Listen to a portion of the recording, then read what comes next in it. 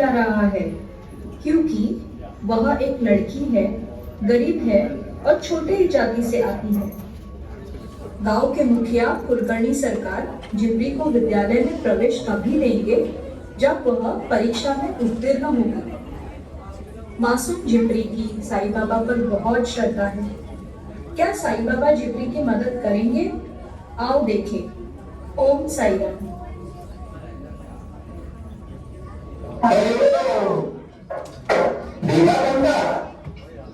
ये सब देखकर लोगों को लगा होगा ये कोई सपना है, लेकिन मुझे स्वयं खंडोबा जी ने आकर कहा तुम्हारी प्रजा को विद्या की आवश्यकता है। आने वाली पीढ़ी प्रगति करे, इसलिए गांव में विद्यालय आवश्यक है। कुलकर्णी सरकार इतना कुछ कर रहे हैं सिटी के लिए। हरिओम हरिओम हरिओम। कुलकर्णी सरकार की जय हो, कुलकर्णी सरकार की जय हो। हरिओम हरिओम। तुम क्या कर रहे हो? तुम कौन होते हो मुझे रोकने वाले? क्या हो रहा है यहाँ? क्यों रोक रहे हो उसे? अरे भिक्षा मांगने आए हैं? भिक्षा नहीं, शिक्षा के लिए आए हैं। मैं पढ़ना चाहती हूँ। पढ़ना चाहती हो तो बाहर क्यों खड़ी हो? अंदर आओ। ये यहाँ नहीं पढ़ सकती। यह किसने कह दिया आपसे? यह विद्यालय है और यहाँ हर कोई पढ़ सकता है। हर कोई तो ये नहीं आती। गोबर की उपली बनाती है ये, और इसकी माँ ऐसे लोगों को तो हम आसपास भटकने भी नहीं देते। इसका सब कुछ खेलता भी देखिए। और ये तो लड़की है, लड़की को कौन पढ़ाता है? चल जा यहाँ से। गुरुजी, मैं अंदर आऊं? तू ऐसे नहीं मानती ना? पंडा छोड़ दो उसे। हरिओम माधवराव, ये विद्यालय मैंने बनवाया है। यह प्रवेश के लिए मेरी अनुमति होगी, तुम्हारी नहीं। अछूत उपले बनाने वाली तुम्हारी औकात नहीं, यानी कि छी छी छी। अब मुझे गंगा जल से धोकर पवित्र होना पड़ेगा। अब भगवान तुझे नरक में भी जला नहीं देगा। चल जा यहाँ से। लेकिन मुझे पढ़ना है। कौन पढ़ाएगा मुझे? उदास मत होना बेटी। बाबा बनेंगे। माधवराव, ये तुम ठीक नहीं कर रहे हो। उस पाखंड के भरोसे कुछ नहीं मिलेगा।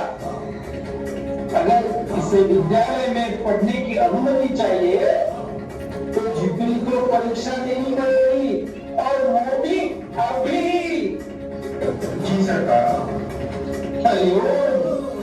कठिनाई छाई तेरा ही तो तूने रास्ता दिखाया, तूने भक्त को तेरा नाम लगाया। तेरी महिमा मेरे साई गाँव जान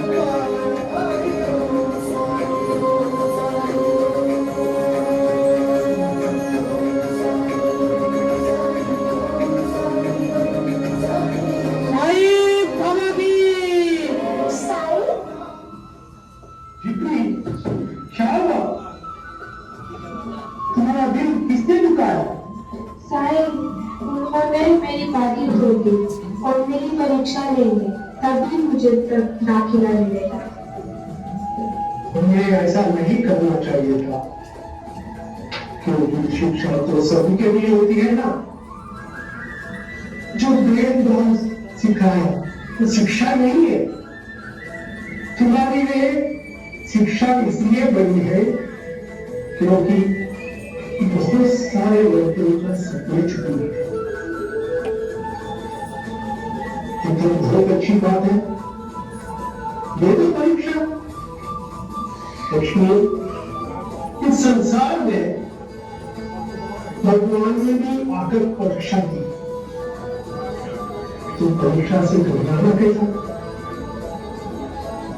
जैसे मैं शांति और दरिया से तुम्हारे सारे सवालों का जवाब देता हूं, वैसे ही तुम्हारी परीक्षा में भी सारे प्रश्नों का उत्तर देने में तुम चिंता मत करो, मैं तुम्हारा साथ हूं, राम जी भला करे।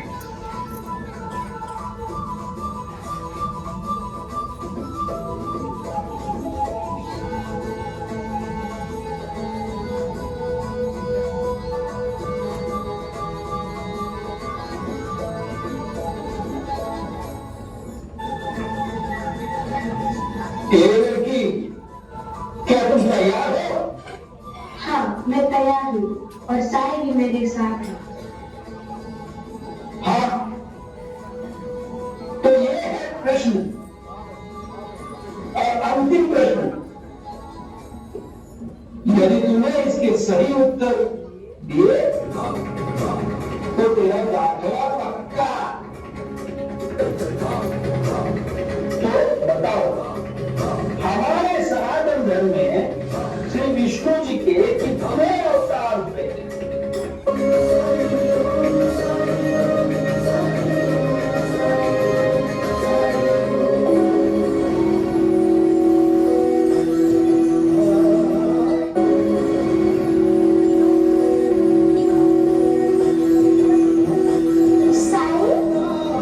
ये साई का नाम क्यों ले रही है, जबकि साई तो यहाँ है ही नहीं। और जैसे मैं शांति से धैर्य से तुम्हारे सारे सवालों के जवाब देता हूँ, वैसे ही तुम्हें परीक्षा में सारे प्रश्नों के उत्तर देता हूँ। पहला, मत्स्य। हयग्रीव नाम के असुर ने सतयुग की समाप्ति के समय वेदों का सारा ज्ञान ब्रह्मा जी से चुरा लिया और समुद्र में जाकर छुप गया। जब भगवान विष्णु को उसका पता चला तो उन्होंने एक छोटी मछली का रूप धारण कर ऋषि मनु के पास प्रकट हुए। ऋषिवर, एक महाप्रलय आने वाला है, आपको एक नाव की रचना करनी होगी। जब प्रलय आया तो मत्स्य ने उसे खींचकर साधुओं को बचा लिया, साथ ही हयग्रीव को मारकर वेदों के ज्ञान को बचा लिया। दूसरा, कुर्म। ऋषि दुर्वासा ने देवताओं को यह श्राप दिया कि वे सामान्य मनुष्यों की तरह मृत्यु को प्राप्त होंगे। देवों ने सोचा कि अगर हमें किसी तरह अमृत मिल जाए तो इस परेशानी से बचा जा सकता है। इसी उद्देश्य से उन्होंने असुरों के साथ मिलकर समुद्र मंथन किया। विष्णु भगवान ने उस समय अपना दूसरा अवतार कूर्म रूप का जन्म लिया और सागर मंथन की छड़ी बन गए।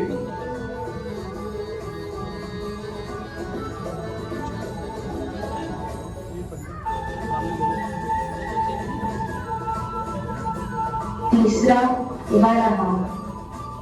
जब दानव हिरण्याक्ष ने पृथ्वी का हरण कर उसे समुद्र में छुपा दिया तो पृथ्वी को बचाने के लिए वराह के रूप में प्रकट हुए भगवान विष्णु। वराह ने हिरण्याक्ष का वध किया और पृथ्वी को अपने दांतों से उठाकर समुद्र से बाहर निकाला।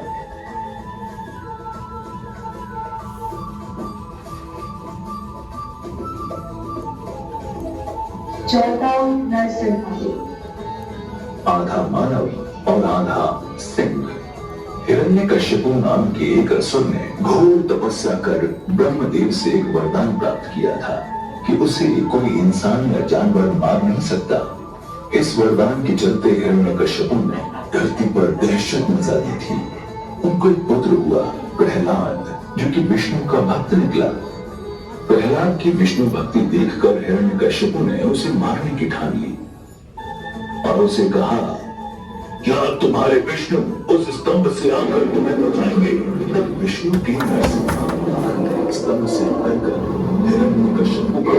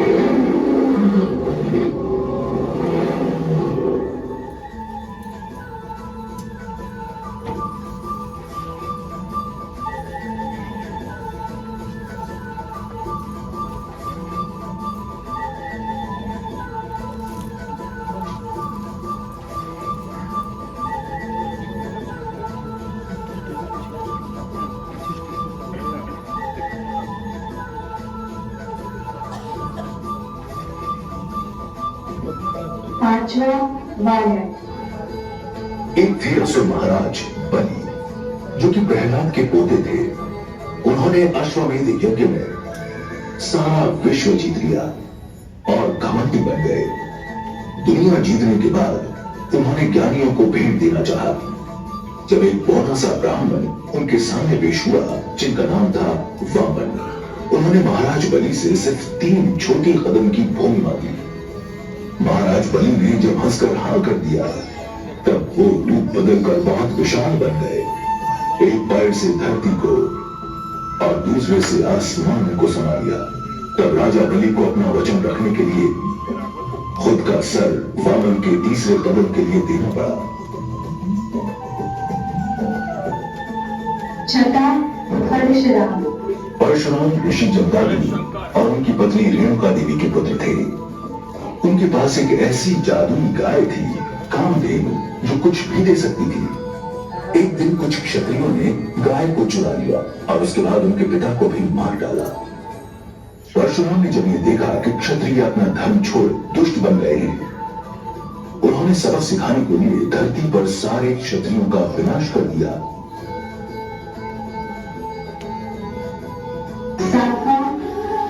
श्री राम, जिन्हें सनातन धर्म में आदर्श पुरुष माना जाता है, अपने राज्य अयोध्या से दूर वनवास में जब वे अपने भाई लक्ष्मण और देव हनुमान के साथ थे, लंका के राक्षस राज रावण द्वारा उनकी पत्नी सीता का हरण कर लिया गया। इस पर रावण लंका जा पहुंचे, राक्षस राज का वध किया और सीता की रक्षा की। आठवां कृष्ण। श्री कृष्ण सबसे लोकप्रिय अवतारों में से एक। उनके बारे में इतनी सारी कहानियां हैं कि उन सबको एक जन्म में जान पाना भी संभव नहीं है। कारागृह में उनके जन्म से लेकर नटखट बचपन, यशोदा माँ के साथ देखरेख में गोकुल में उनका पालन पोषण, गोपियों के साथ मनमोहक क्रीड़ाएं, उनका राधा के साथ स्नेह, उनका वो प्रसंग भी बड़ा ही रोचक है जब उन्होंने वृंदावन के निवासियों को इंद्र के प्रकोप से बचाने के लिए गोवर्धन पर्वत को अपनी छोटी उंगली में उठा लिया। कंस और पूतना का वध और आगे चलकर महाभारत में उनका केंद्रीय चरित्र, जहां उन्होंने अर्जुन को गीता उपदेश दिया।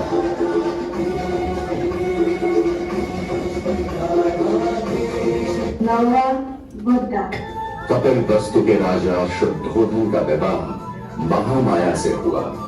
एक दिन सुमेध नामक बोधिसत्व माता महामाया के स्वप्न में आए और उन्होंने प्रश्न किया, मैंने अपना अंतिम जन्म पृथ्वी पर धारण करने का निश्चय किया है, क्या आप मेरी माता बनेंगी? रानी महामाया ने प्रसन्नता से स्वीकृति दी। इस अद्भुत स्वप्न की चर्चा राजा शुद्धोधन ने स्वप्न विद्या में प्रसिद्ध 8 पंडितों से की।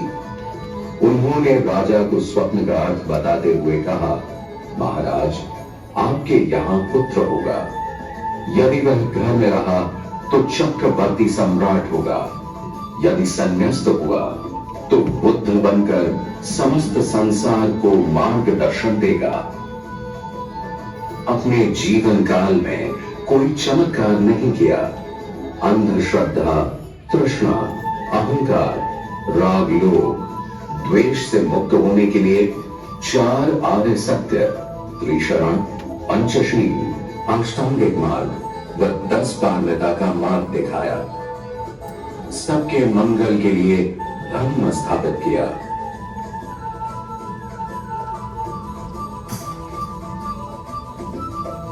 दसवां कल्कि। कलयुग का अंत करने वाला विष्णु अवतार कल्कि।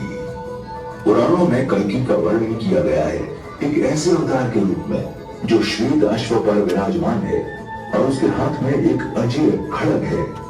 कल्कि इस घोर अंधकारमय और विनाशकारी युग का अंत कर विश्व को सतयुग में ले जाता है।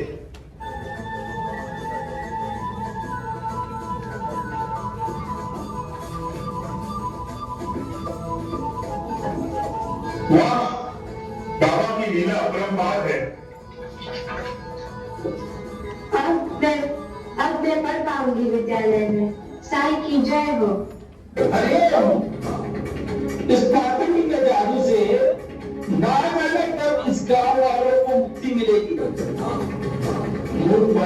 है सबको। चलो बेटा।